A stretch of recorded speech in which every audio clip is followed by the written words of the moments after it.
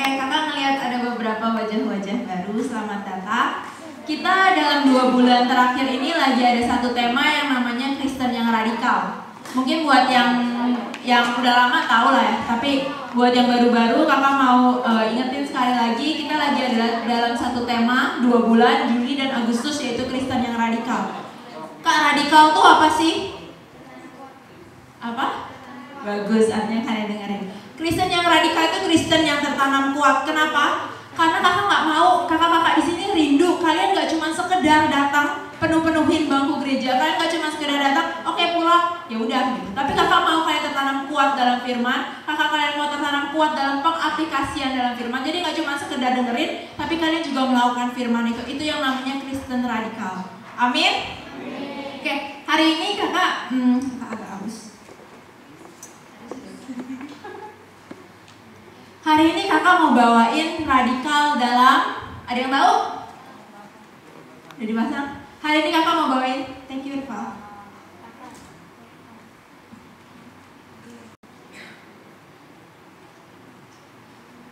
Oke, kakak mau bawain radikal dalam penyembahan. Minggu-minggu lalu, kalau kalian ingat Kak Deborah kemarin bilang, radikal itu berani berkata tidak kepada dosa. Minggu lalunya lagi, kalau kalian ingat, Kak Kris bawain radikal dalam pengenalan akan Tuhan. Hari ini kakak mau bawain radikal dalam penyembahan. Rata-rata kalau kakak tanya, sekarang kakak tanya, kalian datang ke Life Generation buat apa sih? Ada yang bisa jawab? Kenapa sih kalian setiap Sabtu itu kan jam-jamnya kalian. Dulu kalau belum ada live ini, kalian bilangnya iya suka nongkrong Kak, di nongkrong di depan ketemu teman. Tapi sekarang setiap Sabtu kalian datang ke sini, kalian sebenarnya buat apa sih? Ada nggak yang pernah mikir ngapain sih gue tiap minggu Sabtu datang ke sini? Kalau kakak nanya, waktu itu kakak sempat nanya beberapa orang, ada yang bilang iya buat lawatan. Oh keren, buat lawatan kan aku mau lihat lawatan di Tanah Merah. Tapi kebanyakan awal dasarnya kenapa semuanya kepingin ikut itu cuma satu, rata-rata 80%. Kalau ada yang enggak ya sorry, tapi kakak rata-rata kalau nanya kenapa 80% kalian semua mau datang ke sini, kenapa semuanya mau ikut Tuhan? Jawabannya cuma satu, karena saya ingin berubah. Benar? Kalian ingin berubah hidupnya? Kalian gak kepengen hidupnya miskin terus, kalian gak kepengen hidupnya bandel terus. Siapa sih di sini di dunia yang maunya bandel? Siapa sih di sini yang di dunia mau ngisep ganja? Siapa sih di sini di dunia mau miskin? Gak ada. Kalian datang ke sini, kakak percaya satu hal, karena kalian kepingin berubah dan kalian tahu satu-satunya cara berubah cuma dengan ikut Tuhan. Kalian udah gak tahu lagi cara yang lain gimana. Karena itu kalian datang ke sini. Tapi kakak mau kasih tahu satu hal, hidup kalian gak akan berubah kalau cara menyembah kalian gak berubah. Hidup kalian gak akan berubah kalau cara kalian meresponi firman Tuhan gak berubah. Kalau kalian gak menghormati firman Tuhan, hidup kalian gak akan berubah. Percuma kalian setiap minggu datang ke sini, percuma kalian ngikutin setiap konser ini, konser itu, tapi kalau cara kalian mendengarkan firman Tuhan gak berubah, cara kalian menyembah gak berubah, kakak kasih tahu kabar yang lumayan buruk. Kristen kalian yang gitu-gitu aja. Apa bedanya kalian sama orang di luar? Apa bedanya kalian sama orang-orang yang belum kenal Tuhan? Dengar ya, Kristen yang radikal adalah Kristen yang hidup penyembahannya sebanyak 24 jam. Apa 24 jam? Kristen yang radikal adalah Kristen yang hidup penyembahannya itu sebanyak 24 jam. Kalau gitu aku setiap kali gak usah sekolah Kak, aku gak usah ngapa-ngapain, aku mesti menyembah terus, aku mesti duduk diam baca Alkitab, aku gak usah sekolah, aku gak usah kerja. Itu tergantung definisi kalian arti penyembahan. Penyembahan itu gak cuma sekedar kalian duduk, nyanyi, angkat tangan, tadi Kak Vina WL, itu bukan penyembahan, itu bagian dari penyembahan. Tapi di Yohanes 4, penyembahan itu adalah orang-orang yang punya hati menyembah. Kenapa kalian disebut pelajar? Karena kalian orang-orang yang belajar, kalian ke sekolah. Kenapa disebut pegawai negeri? Karena kalian kerja di kantor pegawai negeri. Kenapa kalian disebut penyembah? Karena kalian punya hati yang menyembah. Yohanes 4 mengatakan Allah mencari penyembah-penyembah. Tahu gak? Kakak pernah sharing di sini. Allah itu punya segala-galanya. Allah yang punya dunia, Allah yang punya semuanya. Firman mengatakan Langit itu milikku dan bumi itu tumpuan kakiku. Semua hutan itu Tuhan yang punya. Semuanya Tuhan yang punya. Apa sih yang nggak Tuhan punya? Kakak pernah sharing di sini. Ada yang ingat? Tuhan punya semuanya. Tuhan nggak punya satu hal. Tahu? Tuhan nggak punya hati kita. Tahu kenapa Tuhan turun ke dunia? Karena Tuhan mencari hati seorang penyembah. Kakak bilang, hidup kekristenan kalian gak akan bisa berubah kalau kalian gak punya hati yang menyembah. Penyembahan itu bukan kalian cuma sekedar angkat tangan, bukan cuma kalian sekedar nyanyi, bukan cuma kalian sekedar. Penyembahan itu adalah masalah relation. Penyembahan itu adalah masalah hubungan. Kakak gak bisa suruh kalian baca firman. Kakak gak bisa suruh kalian berdoa. Kalau yang ikut pementoran kemarin, iya mesti baca firman 5 ayat, mesti bahasa roh 5 pasal. Mesti baca firman 5 pasal, mesti bahasa roh, mesti tulis remanya apa-apa. Kakak gak bisa paksa kalian untuk melakukan itu setiap hari. Kakak gak bisa paksa kalian untuk melakukan itu. Penyembahan itu cuma keluar kalau kalian jatuh cinta sama Tuhan. Kakak gak akan bisa paksa kalian untuk melakukan ini. Kakak gak akan bisa suruh kalian untuk diam mendengarkan firman Tuhan. Kakak gak bisa suruh kalian angkat tangan. Kakak gak bisa suruh kalian nangis. Kalau kalian gak jatuh cinta sama Tuhan, kakaknya di sini ngomong sampai berbusa juga kalian gak bisa. Penyembahan itu bicara yang namanya soal relationship. Tuhan turun ke dunia bukan untuk cari orang pintar, bukan untuk cari orang kaya, bukan untuk cari dokter-dokter, bukan untuk cari insinyur, bukan untuk cari apapun. Tuhan turun ke dunia untuk cari hati kita. Ada amin? Amin. Kristo boleh sampai main keyboard?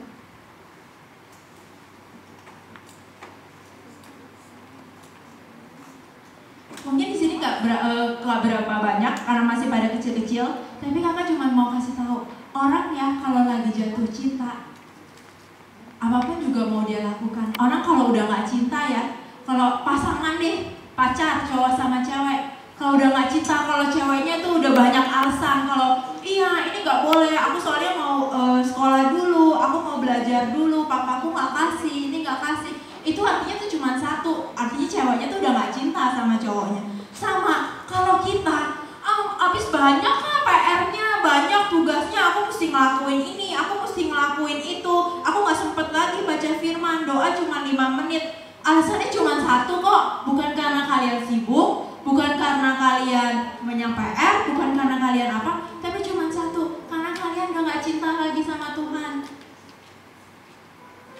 Hubungan kita sama Tuhan itu adalah hubungan relationship, hubungan cinta antara seorang anak ke bapaknya, hubungan cinta antara seorang mempelai. Kakak gak bisa paksa kalian untuk hidup dalam penyembahan kalau kalian gak pernah berjumpa dengan Tuhan. Kalau hidup kalian sebagai seorang Kristen gak pernah berubah, artinya kalian sudah gagal jadi seorang Kristen. Kalau hidup kalian sebagai seorang Kristen gak pernah berjumpa dengan Tuhan, artinya kalian udah gagal jadi seorang Kristen. Gimana mau jadi Kristen yang radikal? Kalau ketemu Tuhan aja gak bisa. Kalau ketemu Tuhan setiap hari aja gak bisa. Kekristenan itu bicara soal hubungan kita sama Tuhan. Kakak tahu kok semua orang di sini banyak yang pengen hidupnya berubah. Tapi perubahan cuma terjadi kalau kita punya hubungan sama Tuhan. Tujuan Tuhan dalam hidup kita bukan supaya kita fokus untuk berbuat baik. Berbuat baik boleh kok. Tapi tujuan Tuhan bukan supaya Tuhan mati dibuat kita, bukan supaya kita bisa hidup berbuat baik, bukan supaya kita bisa jadi orang yang baik, enggak. Bukan supaya kita fokus gimana Tuhan, aku gak kepengen lagi nonton porno, Tuhan aku gak pengen lagi ngomong kasar, aku gak pengen lagi marah-marah. Minggu lalu kan Kak Deborah ya tentang apa sih? Terikat akan dosa. Rata-rata kalau kakak lihat, rata-rata marah-marah, ada masalah di marah-marah. Aku gak kepengen lagi marah-marah, Kak, aku gak kepengen lagi ini. Solusinya cuma satu, fokus ke Tuhan. Tuhan gak suruh kita untuk fokus berbuat baik. Tuhan mati buat kita supaya hidup kita berfokus ke Tuhan. Itu yang namanya penyembahan. Hari ini kakak mau ajak kita, biar kita punya hati yang menyembah Tuhan itu selama 24 jam. Penyembahan itu bicara Soal hati yang 24 jam mencari, merindukan, dan mengingini Tuhan. Coba deh kalian cek. Kalau kalian bangun nih bangun pagi, apa sih hal pertama yang kalian pikirin? Apa? Benar.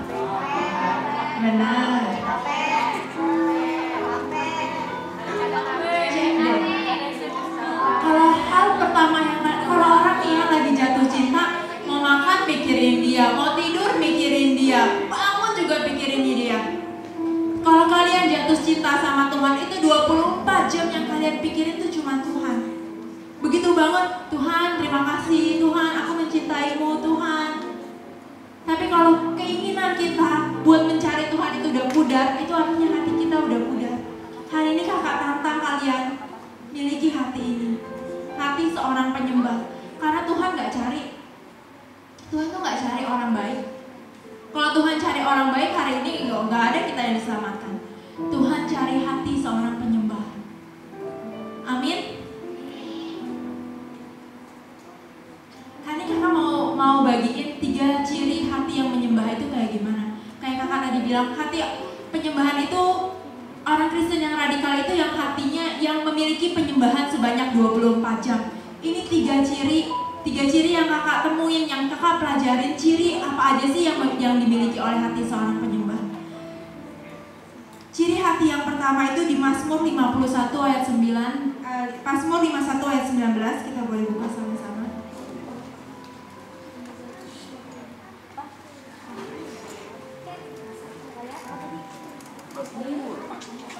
Yang bacain Mazmur 51 ayat 19. Korban sembelihan kepada Allah ialah jiwa yang hancur. Hati yang patah dan remuk tidak akan kau pandang hina ya Allah. Tahu nggak? Ini tuh yang tulis, kalian pernah mikir nggak sih ini yang tulis tuh siapa? Daud. Kalian tahu nggak Daud ini tulis pada masa-masa apa? Kok dia tiba-tiba bisa tulis begini? Korban pada Allah itu bukan di sini tulis korban pada Allah adalah hati yang hancur. Korban sembelihan kepada Allah ialah hati yang hancur. Hati yang patah dan remuk tidak akan kau pandang hina ya Allah. Kita semua tahu ceritanya. Daud itu seorang raja di Israel. Suatu hari, kalau zaman dulu tuh akhir-akhir tahun itu tuh akhir-akhir zaman berperang. Kakak turun aja ya boleh.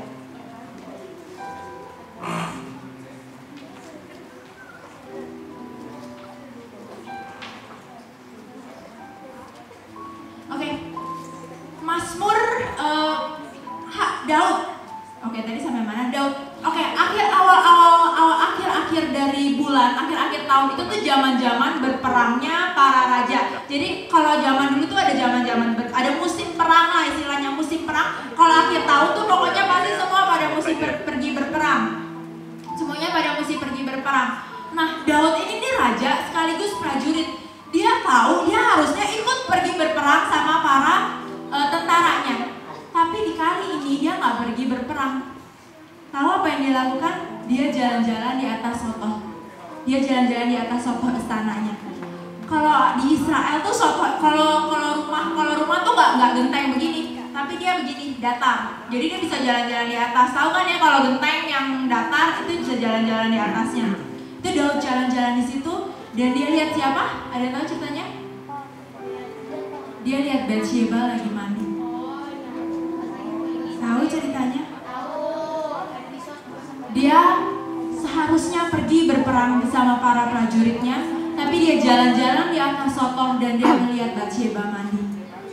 Dia tertarik sama Bathsheba, dia panggil Bathsheba malamnya, dan malam itu dia berbuat berzina sama Bathsheba. Mungkin udah selesai, ya udah terus Bathshebanya pulang. Tapi gak seberapa lama tiba-tiba ada kabar kalau Bathshebanya hamil. Bathshebanya hamil, tahu apa yang diperbuat Daud? Dia bilang ke tentaranya si Yoab, suami Bathsheba ini, si Uria, tolong ditaruh di barisan paling depan di peperangan supaya dia mati.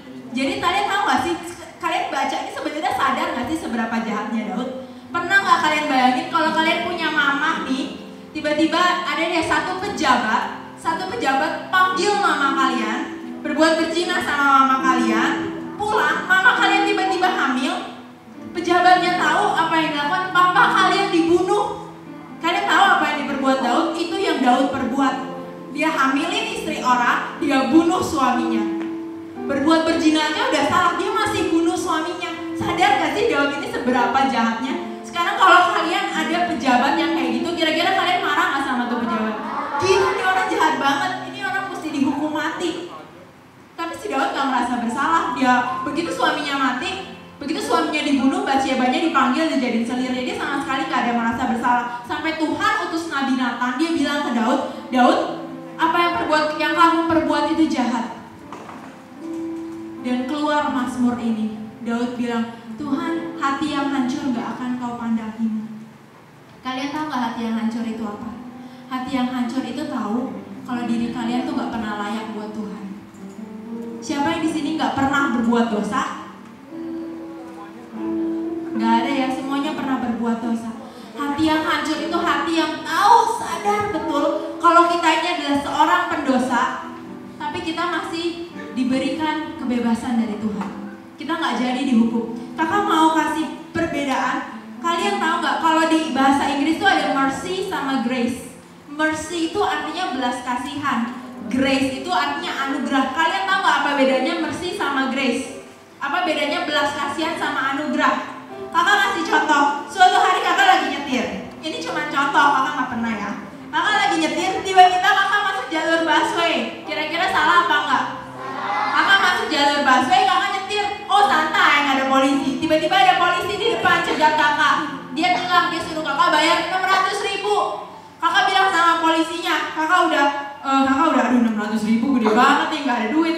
Terus tiba-tiba kakak bilang sama polisinya, Pak, have mercy on me. Pak, berbelas kasihan dong sama saya. Saya janji deh saya gak akan ulang lagi. Saya janji saya gak akan masuk jalur busway lagi. Berbelas kasihan dong sama saya. Terus Pak polisinya ngeliatin kakak beberapa detik, dia mikir, mungkin dia kesian lihat muka kakak. Dia bilang, ya udah deh nggak apa-apa, lain kali tolong ya jangan diulangi lagi. Oke, kakak lewat. Kakak mesti bayar 600.000 nggak? Enggak. Itu namanya apa? Belas kasihan. Tapi kalian tahu apa yang namanya anugerah? Yang namanya anugerah, begitu kakak mau start mobil kakak, begitu kakak mau jalan, tiba-tiba polisinya datang dan bilang, tunggu, jangan pergi dulu. Nih saya ada 600.000 buat ibu. Ibu ambil. Itu namanya anugerah. Tuhan mati buat kita di kayu salib. Kita seorang pendosa, Tuhan mati buat dosa-dosa kita. Kita yang harusnya masuk neraka, tapi kita nggak masuk neraka karena Tuhan mati. Itu namanya belas kasihan. Tapi tahu apa yang namanya anugerah? Yang namanya anugerah dia nggak cuma mati buat kita. Yang namanya anugerah, dosa kita yang harusnya kita dihukum nggak cuma diampuni, tapi kita dikasih kehidupan yang lebih baik.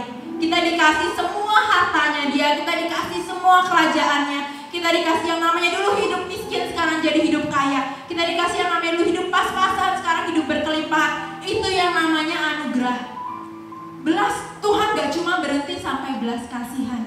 Kasih Tuhan itu berhenti sampai yang namanya anugerah. Dia mau kasih semuanya buat hidup kita, supaya kita itu jadi anak-anak di kerajaannya.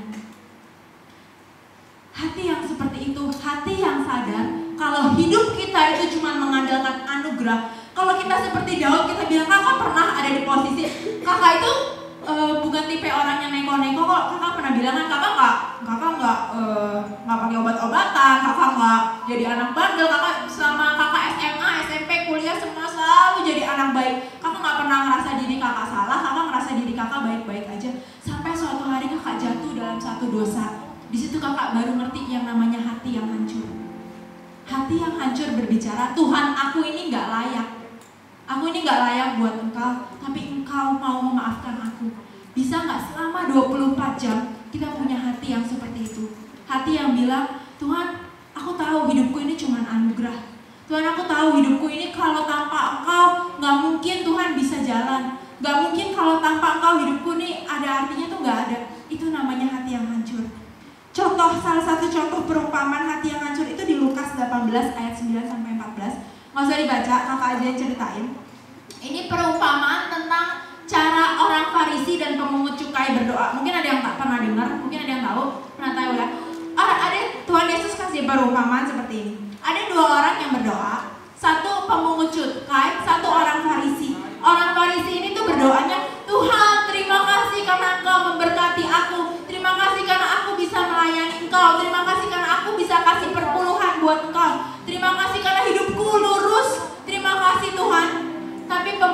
cukai ini doanya gimana? Ada yang tahu? Pemungut cukai ini bilang, Tuhan, aku ini orang berdosa. Aku ini tidak layak Tuhan. Doa siapa yang dibenarkan oleh Tuhan? Kenapa? Dulu kakak bingung, kenapa? Dulu kakak pikir, oh soalnya dia rendah hati, dia jelek-jelekin dirinya sendiri. Enggak, karena pemungut cukai ini punya hati yang hancur. Karena pemungut cukai ini pemungut cukai ini sadar, Tuhan tanpa engkau aku gak ada artinya. Tuhan tanpa engkau aku ini gak bisa apa-apa. Sekarang kakak kasih tahu rahasianya yang paling banyak ini. Selama kalian berpikir kalian masih bisa, selama kalian masih berpikir masih bisa pakai kekuatan kalian, Tuhan gak akan pernah bisa pakai kalian. Karena gak ada yang baik dalam diri kita yang bisa dipakai Tuhan. Yankah Tuhan mau cuma satu hati yang menyerahkan hatinya penuh buat Tuhan? Tuhan cari hati seorang penyembah. Tuhan gak mau kekuatan kalian, Tuhan gak mau kepintaran kalian. Tuhan mau hati kalian. Dulu kakak juga doanya kayak orang Farisi ini. Dulu kakak bilang, enggak lah gak doa kayak gitu. Tapi kakak doanya kayak gini, Tuhan terima kasih karena aku sudah melayani Engkau. Terima kasih Tuhan karena Engkau memberkati aku. Terima kasih Tuhan karena aku boleh mengenal Engkau. Terima kasih karena aku gak kayak orang, gak hidup susah kayak orang-orang yang belum kenal Engkau. Kelihatannya baik gak baik? Tapi kakak baru sadar, Tuhan baru tegur kakak. Tuhan baru bilang, apa bedanya kamu doa sama orang Farisi? Tapi sekarang kakak bisa bilang, Tuhan, kalau bukan anugerahmu dalam hidupku, kalau bukan karena Engkau yang ambil aku ini udah gak ada apa-apanya. Aku ini udah hancur Tuhan. Tuhan mau kita punya hati yang benar-benar mengandalkan Tuhan 24 jam. Ini yang namanya hati yang hancur. Oke, sikap hati penyembah yang pertama apa? Hati yang hancur. Kedua, sikap hati penyembah, hati yang tenang. Hati yang tenang itu apa sih? Kita buka 1 Petrus 4 ayat 7. Kakak aja yang bacain. 1 Petrus 4 ayat 7. Jadilah tenang supaya kamu dapat berdoa. Artinya apa? Kalau kita gak punya hati yang tenang, kita gak akan bisa berdoa. Kalau kita gak punya hati yang tenang, kita gak akan bisa menyembah. Tahu gak? Saat teduh itu sebenarnya artinya apa sih? Saat teduh. Tahu kan ya saat teduh semua artinya apa ya? Saat teduh artinya kita baca Alkitab, baca firman. Saat teduh, saat tenang. Bahasa Inggrisnya itu quiet time. Quiet itu diam, time itu waktu. Saat kita duduk diam di hadapan Tuhan. Makanya kenapa kalau worship, kalau penyembahan itu gak bisa rame-rame, pasti mesti tenang. Makanya kalau worship, yang cowok-cowok kalau kalian sambil bercanda-canda ya gak bisa. Kalian merasa, kok hidupku gak berubah-ubah? Ya iyalah kalian gak menyembah. Ya iyalah kalian gak punya hati yang tenang untuk mendengarkan. Worship itu, penyembahan itu dibutuhkan hati yang tenang. Hati yang tenang itu berbicara adalah sikap hati yang selalu bertanya sama Tuhan. Catat ini penting. Hati yang tenang adalah hati yang selalu bertanya 24 jam kepada Tuhan. Banyak orang yang gak punya hati yang tenang. Tahu dari mana sih Kak hati yang tenang sama hati yang gak tenang tuh bedanya apa? Kalau kalian punya masalah, manusia itu kecenderungannya gitu. Kalau punya masalah kecenderungannya langsung cari jalan keluarnya sendiri. Contoh deh, dulu kakak punya strike sama keluarga kakak. Jadi tuh sebel banget kalau habis pulang kerja mesti pulang rumah tuh paling males. Kakak udah sampai satu titik udah berantem terus. Kakak bilang udah, aku packing semua barangku, aku kerja, aku punya duit, aku pergi ngekos. Aku bilang kakak udah packing tuh, udah berkali-kali begitu terus. Tiba-tiba Tuhan cuma bilang satu hal, kalau kamu hari ini lari keluar dari rumah kamu, seumur hidup kamu cuma akan jadi seorang pelarian. Seumur hidup kalau kamu ketemu masalah, kamu cuma lari. Ketemu masalah ini lari, ketemu masalah itu lari. Hati yang tenang itu bicara hati yang duduk, diam, menunggu pertolongannya Tuhan. Mungkin kita kan suka nyanyi, pertolonganmu begitu ajaib. Tapi seberapa kita di sini yang benar-benar mau nungguin pertolongannya Tuhan? Kakak banyak nemuin cewek-cewek yang keluarganya berantem, pelariannya apa? Nikah. Seberapa banyak kita yang punya teman-teman kayak gitu? Capek gue di rumah berantem mulu, gue nikah aja deh. Capek gue belajar, gue nikah aja deh. Capek gue begini. Kalian pikir nikah itu enak? Kalau di keluarga kalian aja kalian belum bisa menang, gimana kalian bisa menang di pernikahan kalian? Hidup itu tuh kayak main game. Level 1 angkatan mana? Level 10. Kalau level 1 bisa menang, belum menang, kira-kira level 10 udah bisa menang belum?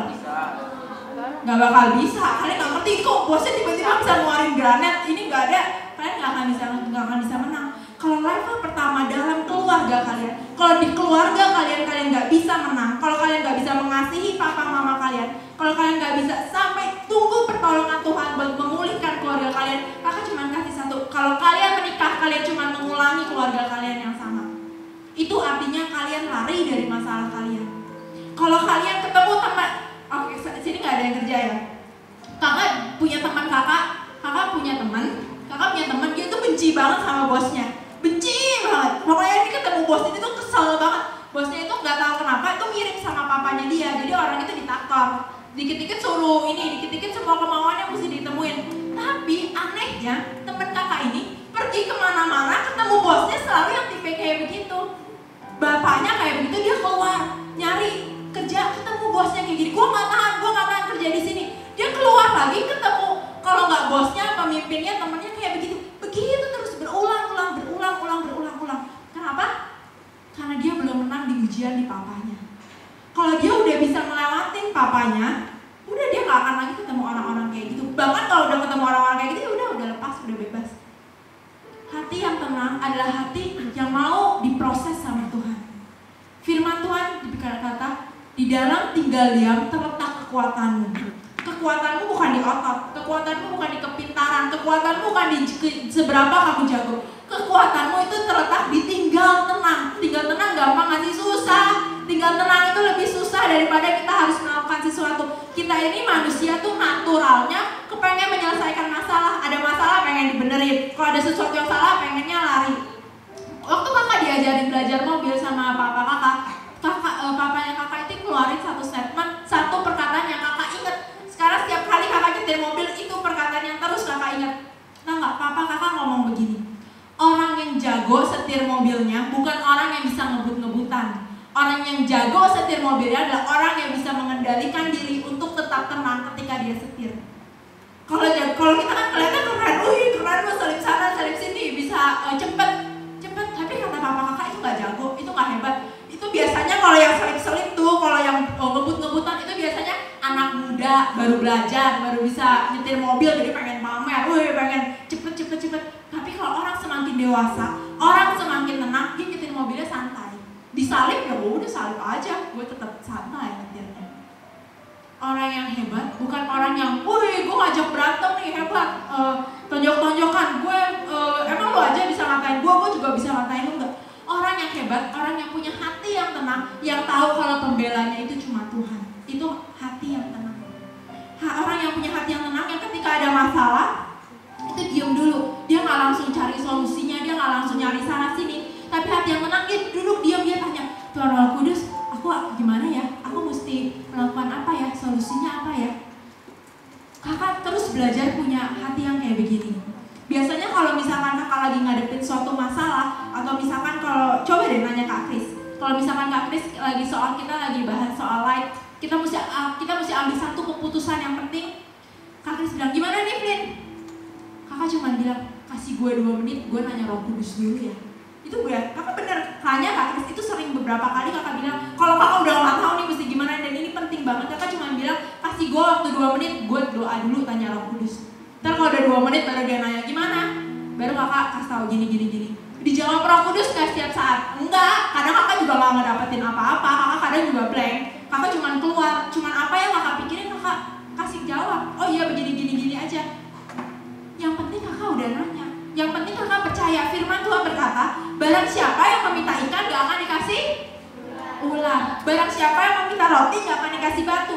Kalau kita nanya Roh Kudus, Tuhan Roh Kudus ini jawabannya gimana? Kalau kita udah nanya, gak mungkin dia kasih yang jelek. Pasti dia akan jawab. Percaya deh. Mungkin kita gak dengar secara natural, tapi itu udah Tuhan Roh Kudus akan tuntun selangkah demi selangkah.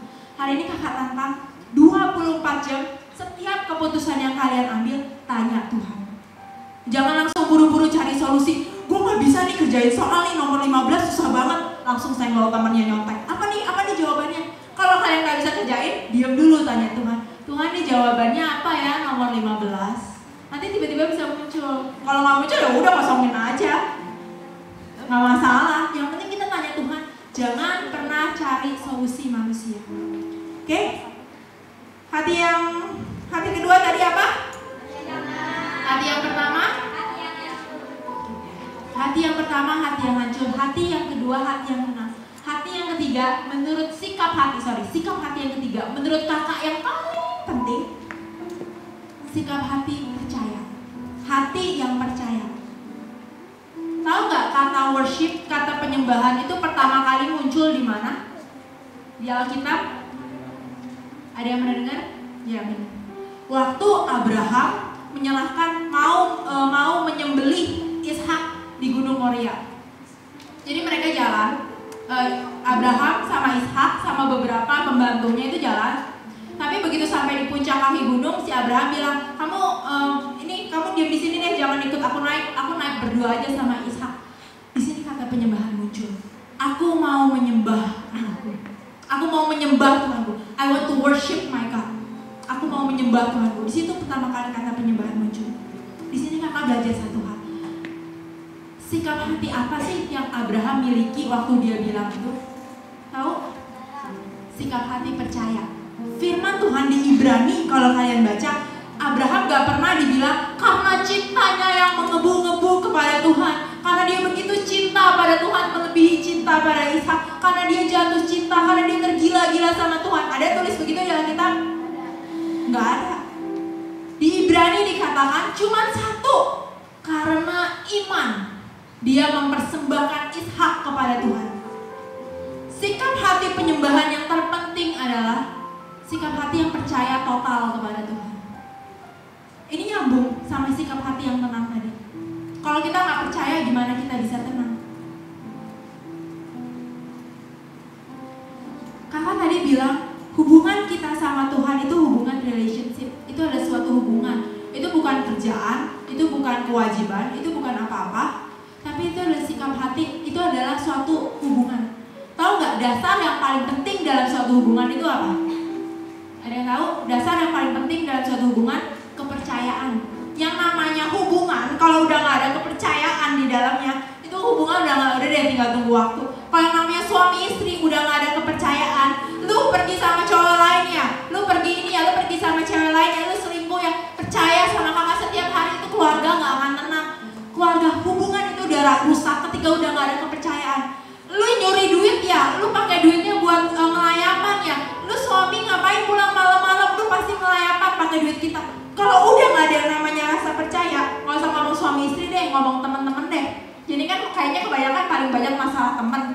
Lu mau gosipin gua ya di belakang gua ya, lu pergi sama temen yang lain, lu udah nggak mau ya temenan sama gua ya, lu ini ya. Itu sebenarnya masalah apa sih? Masalah kepercayaan. Kalian nggak percaya lagi sama teman kalian. Coba kalau kalian percaya, kakak ini punya satu sahabat baik, kakak tahu benar dia nggak mungkin ngomongin kakak. Suatu hari ada orang yang bilang ke kakak, itu dia jelek-jelekin dia tuh, lu tuh di belakang gini. Kakak cuma bilang satu hal, nggak mungkin. Dia nggak mungkin jelek-jelekin gua. Kenapa? Hubungan kakak sama teman kakak sampai saat ini nggak pernah rusak. Kenapa? Karena kakak percaya penuh sama Tuhan. Karena kakak percaya penuh sama teman kakak ini. Sama. Kalau kalian percaya penuh sama Tuhan, hubungan kalian pasti kuat. Itu sikap hati. Tuhan ini apa sih yang Tuhan minta dari kita? Berkali-kali Tuhan cuma bilang percaya.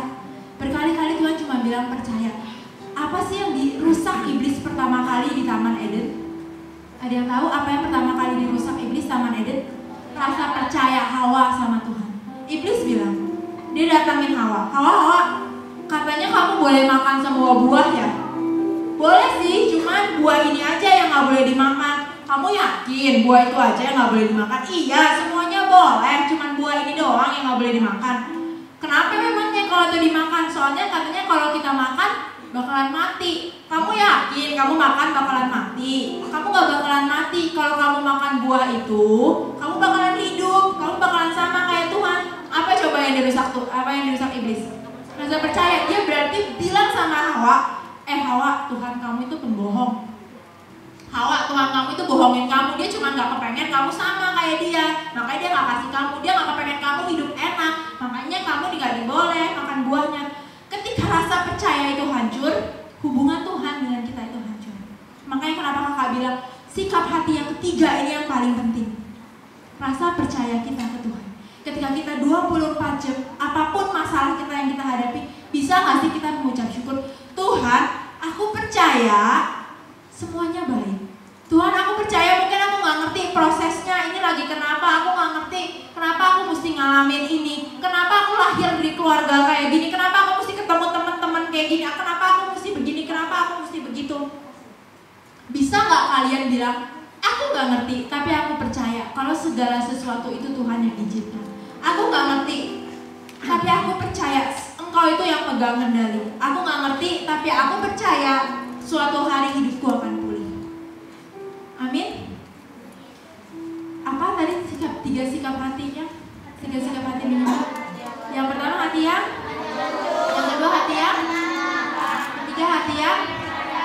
Kalau kalian punya 3 sikap hati ini, itu artinya kalian sedang menyembah Tuhan kita selama 24 jam. Itu yang namanya Kristen yang radikal. Ketika kalian menghadapi suatu masalah, kalian gak memilih untuk lari, tapi kalian memilih untuk tenang cari Tuhan. Itu namanya Kristen yang radikal. Kalau hidup kalian seperti ini, kakak jamin kekristenan kalian akan bertumbuh. Kalian akan kenal Tuhan, semakin hari semakin kenal. Kalau kalian ambil waktu untuk cari Tuhan dengan sikap hati yang menyembah, kalian akan temukan Tuhan. Tuhan berkata, barang siapa yang mengetuk, aku akan bukakan pintu. Barang siapa yang mencari aku akan menemukan dia. Amin. Hari ini kakak mau ngajak kita menyembah sama-sama. Kakak gak mau kita cuma menyembah sekedar menyembah, tapi biar kakak gak mau kita menyembah cuma sekedar angkat tangan, tapi kakak mau kita menyembah dengan satu pengertian.